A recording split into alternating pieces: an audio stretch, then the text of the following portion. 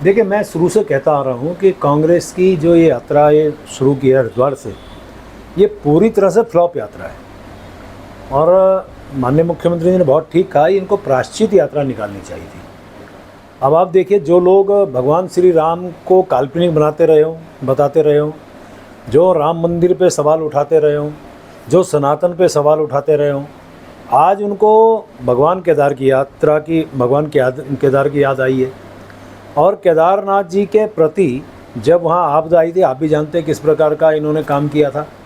मैं आज कह सकता हूँ कि जहाँ केदार का सौंदर्यीकरण हो रहा है, एक विस्तारीकरण हो रहा है, वहाँ जितना काम माने मोदी जी की कृपा से वहाँ हुआ है, आज उनको लेके ये परेशान है। और जिस प्रकार से यात्रा सबसे, यदि मैं कहूँ इस दौरान सबसे ज़्यादा तीर्थयात्री हमारे 4 धामों में किसी एक धाम पे सबसे ज़्यादा आए तो वह केदारनाथ। ये हमारी यात्रा को प्रभावित करना चाहते हैं। ये चाहते हैं कि हमारी यात्रा वहाँ पे इतना ज़्यादा ना हो, सरकार के नाम से ज़्यादा नाम ना बढ़े। और दूसरा, केदारनाथ का चुनाव आ रहा है, ये केदारनाथ के चुनाव को दृष्टिगत ये यात्रा चला रहे हैं। फिर आप देखिए, पूरे यात्रा के दौरान मैं तो चैनल्स में ही देखता हूँ, कहीं 20-25 से ज़्यादा इनके लोग ही नहीं हैं। एक बार पहले भी कि हमारे माननीय करण महाराज साहब ने यात्रा निकाली, वो फ्लॉप यात्रा थी, ये फ्लॉप यात्रा है। और अब ये प्रपंच रच के इस यात्रा को प्रसिद्धि के लिए कुछ ना कुछ प्रपंच रचते जा रहे हैं। मुझे लगता है इनका जो आपसी द्वंद्व है उसको बैलेंस करने के लिए इन्होंने ये यात्रा निकाली है।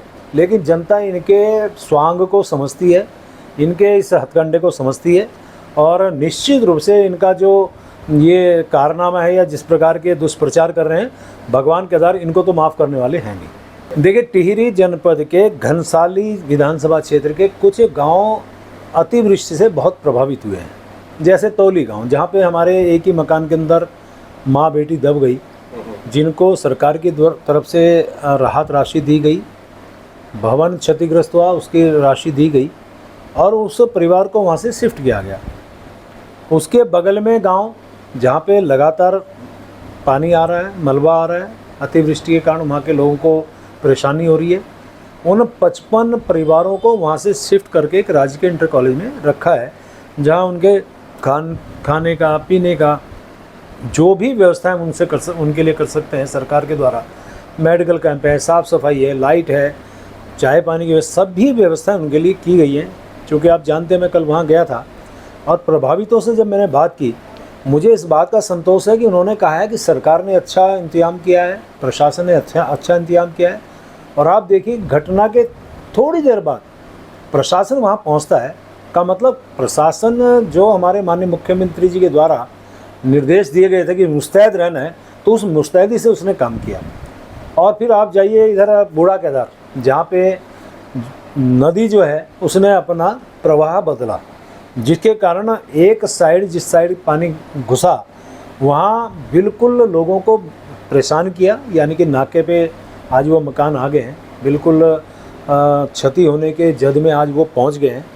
वहाँ के लोगों की पीड़ा थी, मैं मानता हूँ। फिर उसके लिए हमने किया है कि हम बीच में चैनलाइजेशन करके और जेसीबी लगाई है, और फॉगलैंड भी वहाँ पहुँच रही है।